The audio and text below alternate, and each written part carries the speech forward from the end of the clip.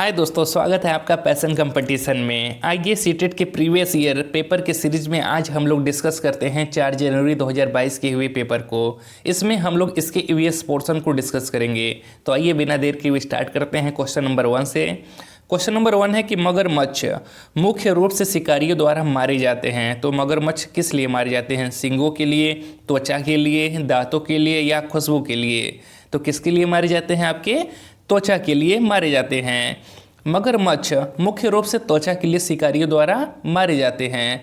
मगरमच्छ की खाल का उपयोग जूते, जैकेट और पर्स बनाने के लिए किया जाता है और अंतर्राष्ट्रीय बाजार में जो मगरमच्छ का खाल है इससे बना जैकेट हुआ, पर्स हुआ, यह बहुत ही ऊंचे दामों पर बिकता है। ठीक है, तो मगरमच्छ शिकारियों द्वारा किस लिए मारे जाते हैं? आपके त्वचा के लिए। आइए क्वेश्चन नंबर 62 देखते हैं। बोरा चिपचिपे चावल की एक सामान्य किस्म है। यह मुख्य रूप से पाया जाता है असम में, बिहार में, उड़ीसा में या फिर तमिलनाडु में। तो यह कहाँ पाया जाता है? आपका असम में पाया जाता है। असम में इस चावल की स्थानीय खाने में विशेष भूमिका होती है। असम में एक त्यौहार बनाया जाता है।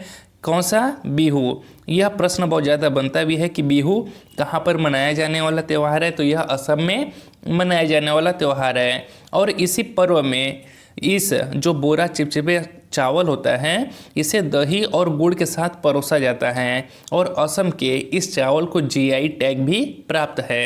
आइए क्वेश्चन नंबर 63 देखते हैं। सर्दियों में दादी अक्सर निम्नलिखित के घोल से त्वचा को रूखेपन से बचाने के लिए उपयोग करती हैं। तो किसका उपयोग करती हैं? वो होता है आपका गुलाब जल, ग्लिसरीन और नींबू का रस। ठीक है, तो क्या होता है? सर्दियों में दही को गुलाब जल, ग्लिसरीन और नींबू के रस के घोल के साथ प्रयोग करने से त्वचा का रूखापन से क्या हो सकता है? त्वचा को रूखापन से बचाया जा सकता है और त्वचा को रूखेपन से बचाने का यह एक घरेलू उपचार होता है। इस घोल का प्रयोग उत्तर भारतीय राज्यों में प्रमुखता से किया जाता है। ठीक है, ऑप्शन नंबर 2 सही हो जाएगा। आइए क्वेश्चन नंबर 64 देखते हैं। एक छोटे से पेड़ या झाड़ी की शाखा से लटकने वाला घोंसला बनाने वाला पक्षी है। कौन होता है आपका? सूर्य पक्षी, कौवा, बारबेट या फिर भारतीय रॉबिन।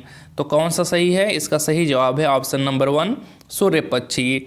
ठीक है, सूर्य पक्षी को भारत में प्रायः सकरी खोरा के नाम से भी जाना जाता है और इस पक्षी की जो लंबाई होती है वह लगभग 3 इंच से 6 इंच तक होता है और इसकी चोंच लंबी, पैनी तथा घुमावदार होता है। ठीक है, आइए क्वेश्चन नंबर 65 देखते हैं। ट्रेन टिकट पर PNR दर्शाता है। तो PNR क्या दर्शाता है? आपका यात्री संख्या रिकॉर्ड को, या यात्री का नाम रिकॉर्ड, या व्यक्तिगत नाम रिकॉर्ड, या फिर व्यक्तिगत नंबर रिकॉर्ड।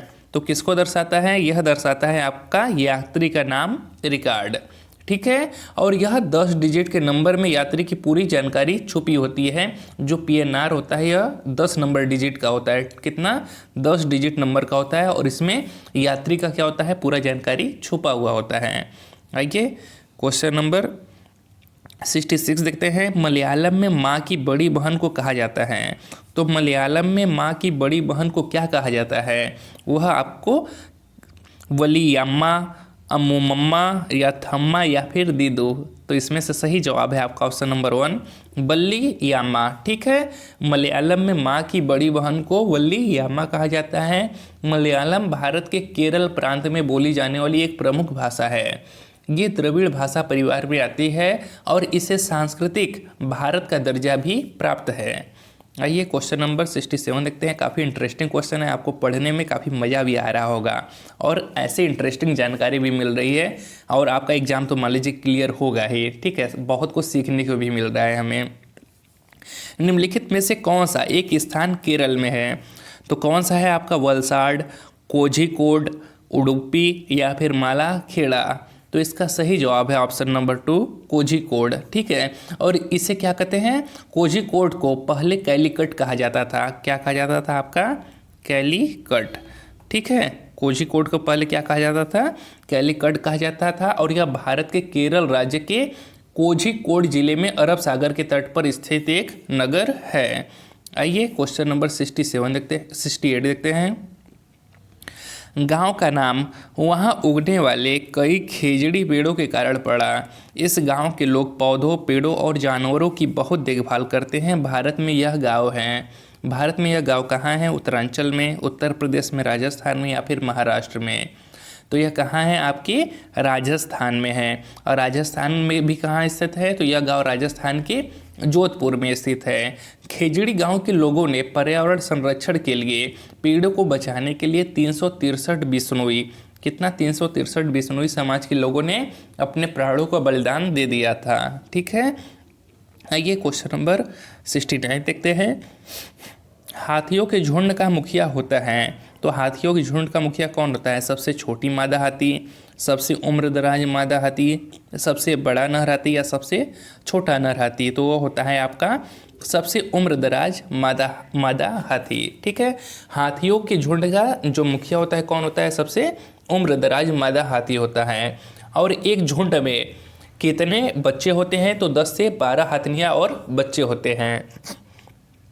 ये क्वेश्चन भी बनता है कि एक झुंड में कितने हाथी होते हैं? तो 10 से 12 हथनियाँ और बच्चे होते हैं। और हाथी 14 से 15 साल तक ही इस झुंड में रहते हैं, फिर वे झुंड छोड़ देते हैं और अकेले रहते हैं। अगर पूछा जाए कि एक हाथी कितना भोजन करता है, तो एक दिन में एक हाथी 100 कुंटल तक खा लेता है। कितना? 100 कुंटल तक। और हाथी का जो बच्चा पैदा होता है उसका जो मिनिमम वजन होता है वह 200 किलोग्राम तक होता है। आइए क्वेश्चन नंबर 70 देखते हैं। मिट्टी के बर्तनों को मजबूत बनाया जाता है। किससे बनाया जाता है? बेक करके, गलाने से, भूनने से या फिर जलाने से। तो मिट्टी के बर्तनों को बेक करके, क्या? बेक करके मजबूत बनाया जाता है। मिट्टी के बर्तन में खाना बनाने से खाना में आयरन, फास्फोरस, कैल्शियम और मैग्नीशियम की मात्रा पाई जाती है। आइए क्वेश्चन नंबर 71 देखते हैं। पौधे का वह भाग जो दांत दर्द के उपचार के लिए उपयोग किया जा सकता है कौन सा होता है? सौंफ, लौंग, मेथी या फिर अफीम के बीज? तो इसका सही जवाब है आपका ऑप्शन नंबर 2 लौंग। लौंग को दांत दर्द के उपचार के लिए उपयोग किया जाता है क्योंकि लौंग में यूजिनाल एसिड पाया जाता है। क्या पाया जाता है? आपका यूजिनाल एसिड पाया जाता है जो एक प्राकृतिक एंटीसेप्टिक का काम करता है। ठीक है, आइए क्वेश्चन नंबर 72 देखते हैं। गेहूं के आटे से चपाती बनाने का सही क्रम पहचानिए। तो गेहूं से आटे से जो चपाती बनाते हैं यानी कि जो रोटी बनाते हैं तो उसका सही क्रम क्या होता है? तो सबसे पहले हम क्या करते हैं? आटे को गूंथ लेते हैं, फिर आटे की छोटे छोटे लोइयाँ बनाते हैं और लोइयों को बेलकर क्या करते हैं? आग पर पकाकर बनाते हैं। ठीक है, लड़कियों को तो मान लीजिए सबको भी पता होगा, लेकिन मैक्सिमम लड़कों को भी पता होगा, खासकर उन लड़कों को जो रूम लेकर बाहर रहकर पढ़ाई वढ़ाई करते हैं और खुद से बनाते हैं। तो क्या करते हैं? सबसे पहले आटा लेते हैं थाली में, उसमें पानी डाल के उससे गूंथते हैं, फिर उसके बाद जब गूंथ जाता है तो फिर क्या करते हैं? लोइयाँ बनाते हैं और फिर उसके बाद उसे क्या करते हैं? तावा, मतलब कि सॉरी, उसे क्या बोलते हैं? आपका जो चौका होता है उस पर रख के बेलते हैं रोटी को। फिर रोटी जब गोल सा बेल लेते हैं फिर उसके बाद उसे क्या करते हैं? तावा पर मतलब कि डाल के सिकैया करते हैं, पकाते हैं। ठीक है, फिर उसके बाद क्या करना है? फिर उसे तो खाना ही है। तो ऑप्शन नंबर 1 सही हो जाएगा। आइए क्वेश्चन नंबर 73 देखते हैं। नृत्य में मुख्य रूप से मुद्रा और भावनाएं रिक्त स्थान प्रदर्शित करती हैं। तो क्या प्रदर्शित करती हैं आपकी? नृत्य प्रदर्शन, भावनाएं, आत्मविश्वास या फिर हाथ और चेहरे की गति? तो इसका सही जवाब है ऑप्शन नंबर 2 भावनाएं, यानी कि एक्सप्रेशन को प्रदर्शित करती हैं।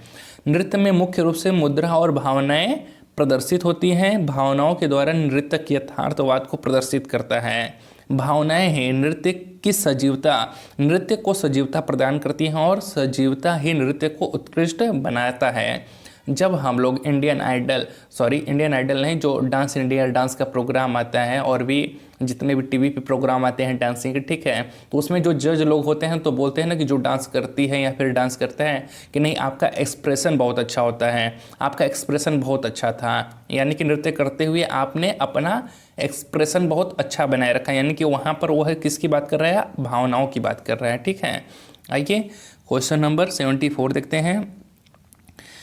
जो बच्चे बोल और सुन नहीं सकते वे सीखते हैं। तो जो बच्चे बोल और सुन नहीं सकते वो कैसे सीखते हैं? सांकेतिक भाषा के माध्यम से, मातृभाषा के माध्यम से, स्थानीय भाषा के माध्यम से या ब्रेल के माध्यम से।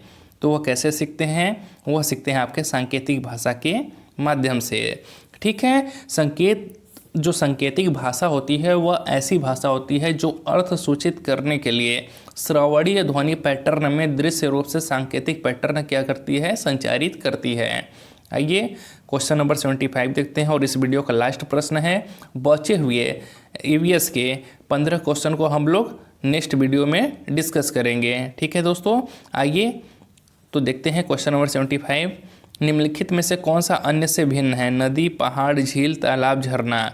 तो यहाँ पर देखकर ही पता चल रहा है कि नदी में भी पानी होता है, झील में भी, तालाब में भी, झरना में, किंतु पर्वत क्या है? या पहाड़ पत्थर से बना होता है। ठीक है, तो ये अलग चीज़ है, तो यही हमारा सबसे भिन्न है। अगर वीडियो अच्छा लगा हो तो वीडियो को लाइक और चैनल को सब्सक्राइब करिएगा दोस्तों। मिलते हैं नेक्स्ट वीडियो में।